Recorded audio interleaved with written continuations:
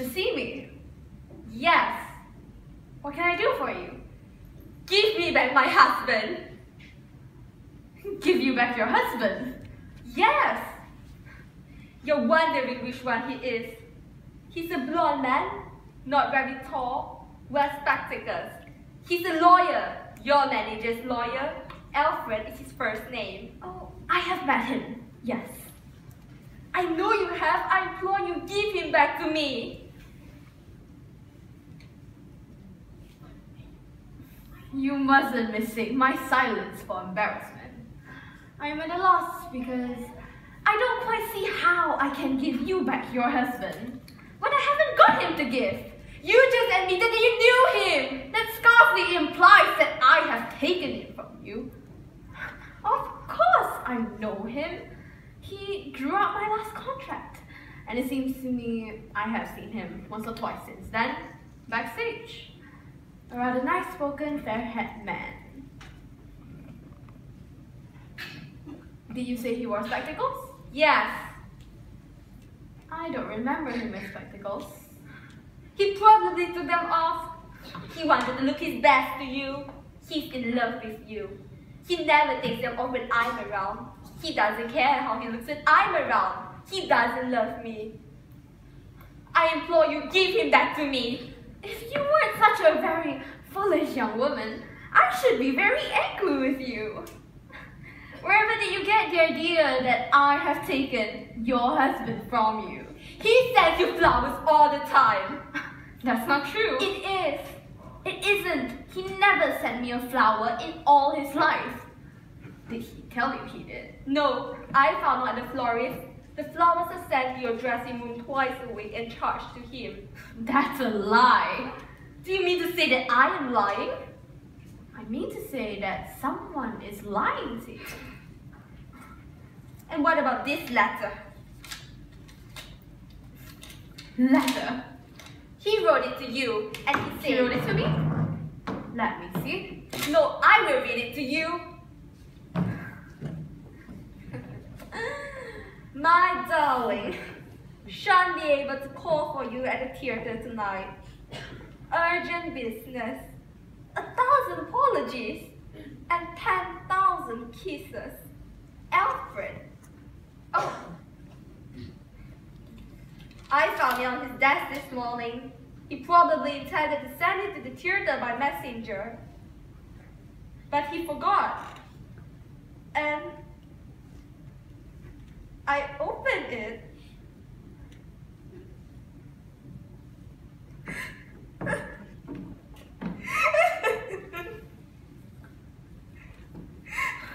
You mustn't cry.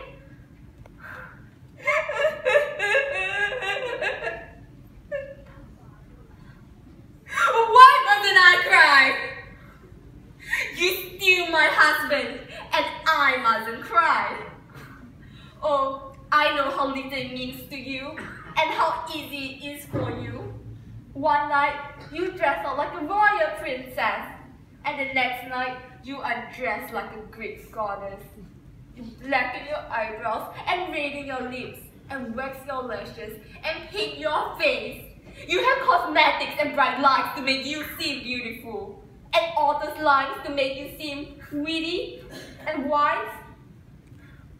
No wonder a poor simple-minded lawyer falls in love with you.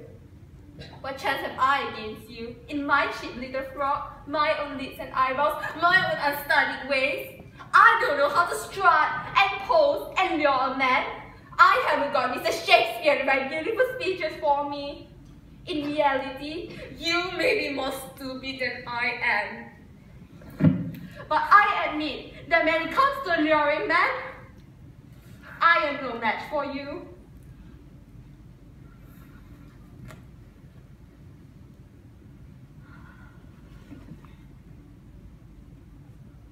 This is a very interesting case. What is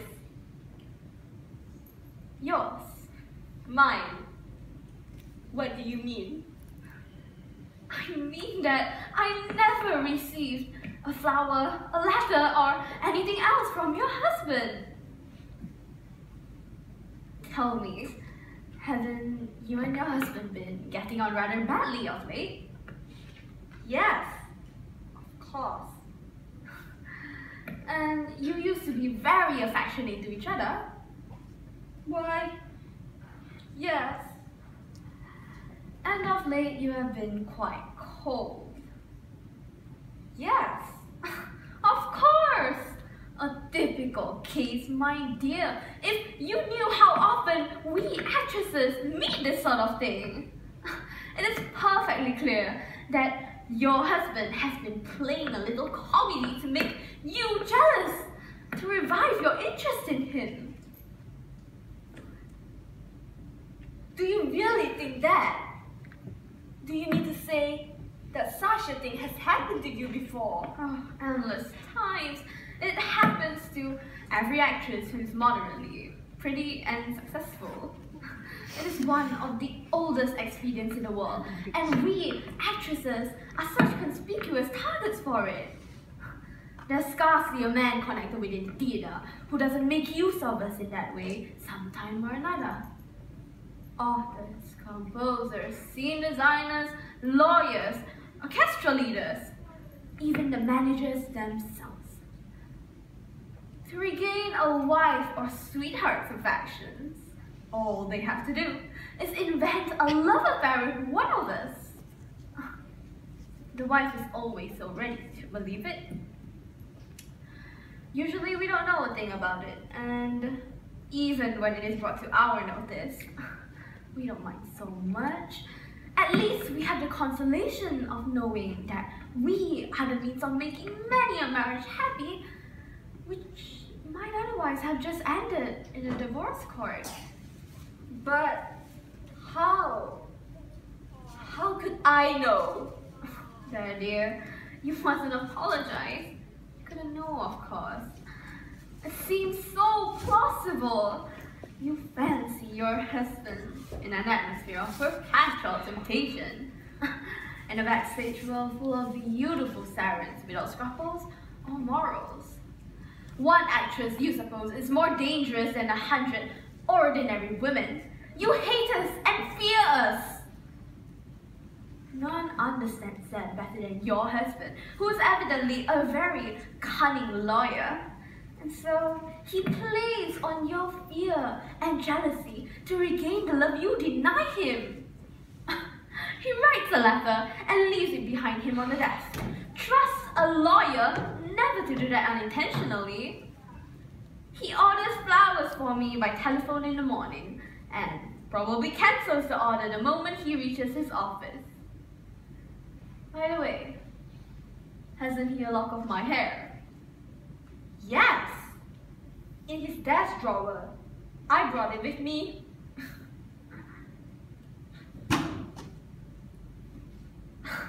Ah yes, they bribed my hairdresser to steal from me. It is a wonder I have any hair left at all. Oh, is that how he got it? I can't imagine how else.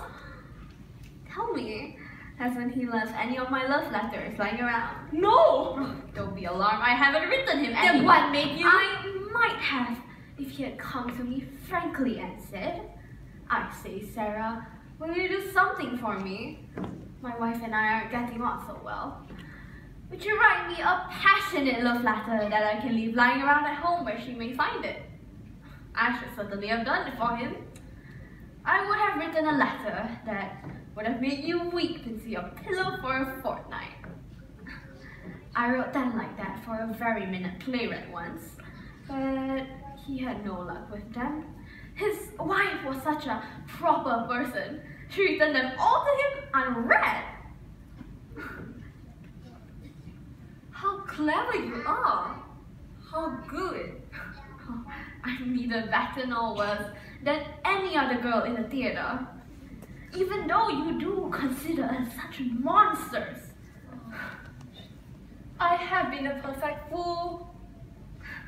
Well, you do look a little bit silly, standing there with tears in your eyes and your face flushed with happiness, because you have discovered that a little blonde man with spectacles loves you after all.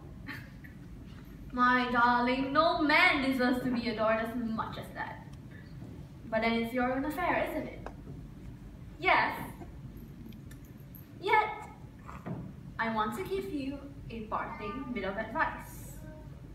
Don't let him fool you like this again. He won't. Never fear. No matter what you may find in his pockets, flowers, letters, handkerchiefs, my photograph, no matter what flowers he sends, or letters he writes, or appointments he makes, don't be taken in a second time. You may be sure of that. And you won't say anything to him about my coming here, will you? Oh, not a word. I'm angry with him, but I having come to me frankly for permission to use my name the way he did. You are a dear, and I don't know how to thank you.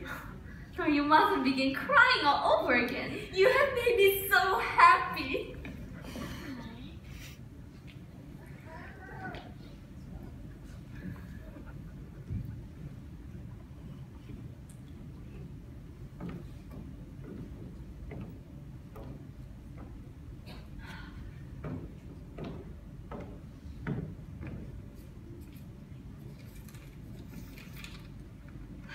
All right, Alfred, you can come in now.